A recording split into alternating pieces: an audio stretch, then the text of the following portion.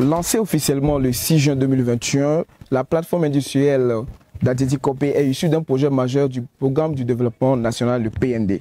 Nous recevons aujourd'hui le colonel Sanda Idiola, lieutenant général de l'autorité de coordination de la PIA, pour nous en dire plus sur cette société qui vise à transformer l'écosystème industriel national en permettant la transformation des ressources naturelles et en attirant les investisseurs dans divers secteurs.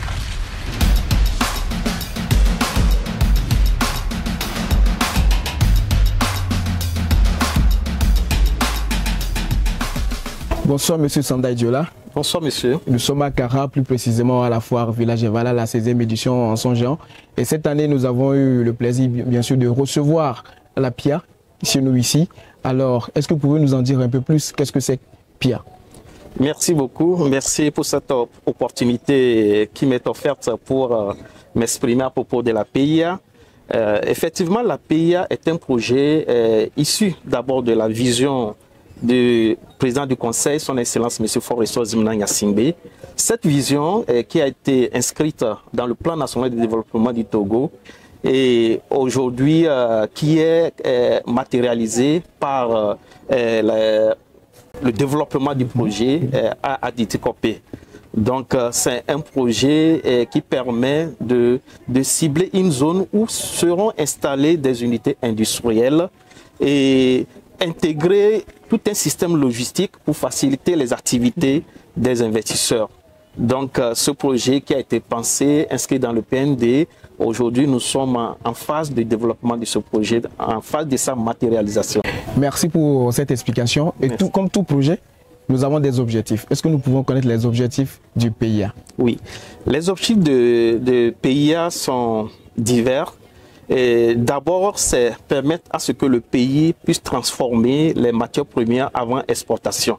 Puisque lorsque nous exportons plutôt les matières premières à l'état brut, c'est carrément la main-d'œuvre que nous exportons. Donc lorsque nous permettons cette transformation, nous ajoutons de la valeur économique sur l'économie du pays, nous créons de l'emploi et ainsi nous aurons une valeur ajoutée sur le PIB, sur l'économie du pays. Donc l'objectif, c'est d'abord de permettre la transformation de nos matières premières sur place et en deuxième lieu, à travers cette transformation, créer de l'emploi et générer de la valeur ajoutée à l'économie du pays. Donc ce sont les objectifs principaux de la PIA. Ça fait exactement 4 ans aujourd'hui, nous disons que le projet a été lancé. Est-ce que nous pourrons connaître au moins les actions qui sont déjà menées sur le terrain? Oui, sur 4 ans, d'abord il faut comprendre que le développement du projet est organisé en 2 phases. Donc la première phase, c'est le développement d'une superficie de 140 hectares.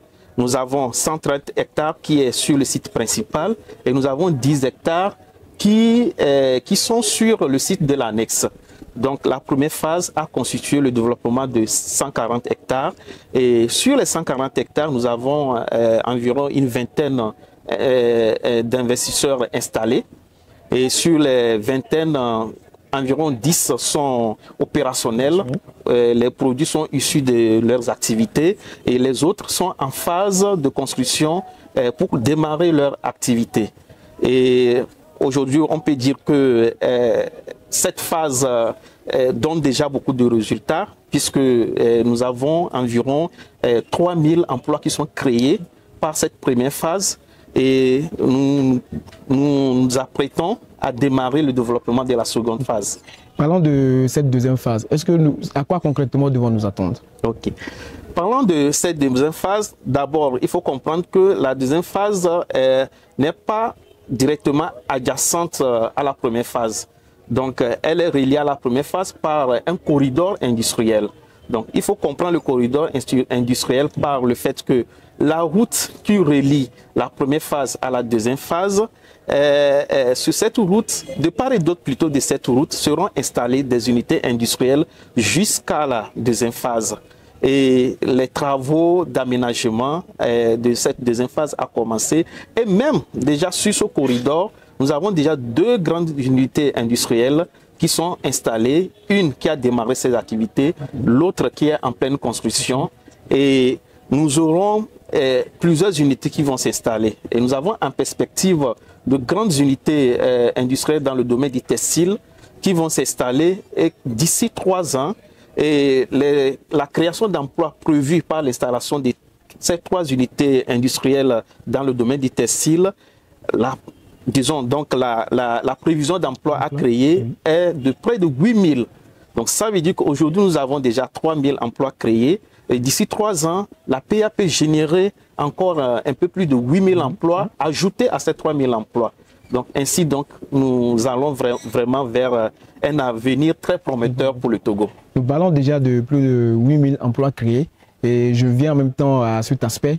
Et comment est-ce que se font les emplois à votre niveau? Si tout jeune peut postuler directement à un emploi au niveau de PIA. Oui. Donc il faut connaître ceci. Le développement du projet est vraiment accompagné par l'État. Ce qui fait que l'État a mis en place au sein de la zone un guichet unique. Il faut comprendre le guichet unique par un ensemble d'administrations de l'État mis sur place pour accompagner les investisseurs dans leurs activités. Donc, parmi ces administrations, il y a l'ANPE, l'Agence nationale pour l'emploi.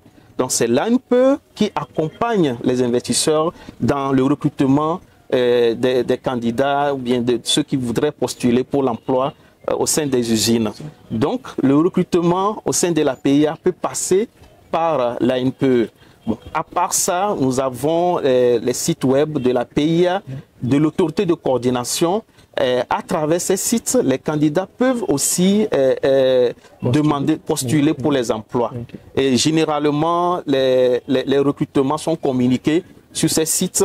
Et l'ANPE lance le recrutement au profit des unités installées. Donc, c'est d'être à l'écoute des informations pour vraiment saisir des opportunités et être recruté si possible. C'est déjà un grand pas et à féliciter. Merci. Et je m'en vais aussi vous poser cette question. Est-ce que la PIA accepte des partenariats? Si oui, y a-t-il déjà des partenariats en cours avec d'autres organisations? Oui, la PIA accepte bien sûr des partenariats, surtout des partenariats qui vont dans le sens du développement du projet. Et je peux dire que il y a des partenariats qui sont, disons, en discussion et tout, avec plusieurs partenaires. Et au jour d'aujourd'hui, tout de suite, comme tout n'est pas encore finalisé, je ne peux pas vous citer exactement quel type de partenariat, mais les discussions sont en cours pour vraiment établir des partenariats gagnant-gagnant entre PIA et différents partenaires. C'est déjà félicité. Nous espérons que ces partenariats finiront par aboutir. Mais non, quel message vous avez à l'endroit de cette jeunesse togolaise ou de ces investisseurs, bien sûr? Oui. À l'endroit de la jeunesse togolaise, je voudrais leur dire que aujourd'hui, il y a de l'espoir. Il y a de l'espoir pour eux avec la PIA qui est en plein développement. Parce que à la PIA, c'est différentes zones d'activité qui sont développées. Donc, c'est différentes spécialités qui sont sollicitées. Donc, aujourd'hui, connaissant les activités qui sont développées, les domaines d'industrie qui sont développés à la PIA, les jeunes peuvent être orientés dans la phase de leurs études pour qu'à la fin, s'assurer qu'ils ont la chance de trouver de l'emploi. Donc vraiment, c'est de reconnaître qu'avec la PIA, il y a de l'espoir pour la jeunesse et d'avoir le soutien de tous les pays. Et puis la PIA aussi, c'est un projet qui stimule l'entrepreneuriat.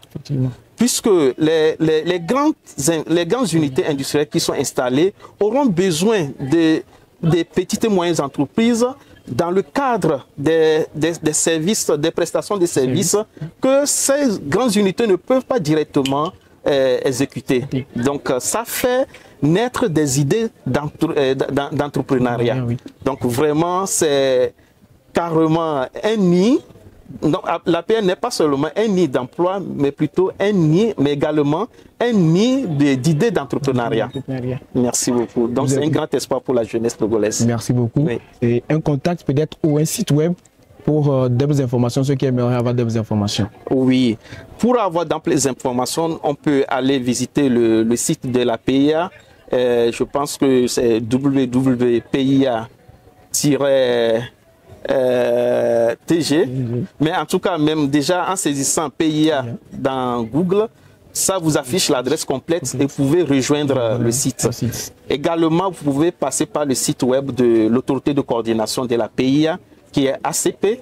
Donc, facilement, à travers Google, quand vous mettez l'ACP, ça vous sort l'adresse complète. À partir de cette adresse, vous rejoignez le site et comme ça, vous avez d'amples informations sur la PIA, les acteurs qui y sont installés, le rôle de chaque acteur et comment ça se développe, comment s'intégrer à la PIA si vous avez, si le besoin y est. Merci. Un mot de fin si possible. Oui. Un mot de fin, je voudrais vraiment saisir cette occasion pour remercier très sincèrement le président du conseil d'avoir initié ce projet et qui ne cesse d'accompagner au jour le jour le développement de ce projet, qui ne cesse de consacrer son précieux temps à l'écoute des investisseurs qui viennent s'installer et qui met en place tout l'accompagnement de l'État qu'il faut pour le développement de ce projet. Donc je voudrais saisir cette occasion pour lui dire un grand merci pour cela. Merci à vous. Nous étions en direct de la foire Village Evala, la 16e édition, avec la structure PIA. De plus d'informations, veuillez contacter les numéros qui vont s'afficher en bas de votre écran. Merci, monsieur. Merci beaucoup. Merci.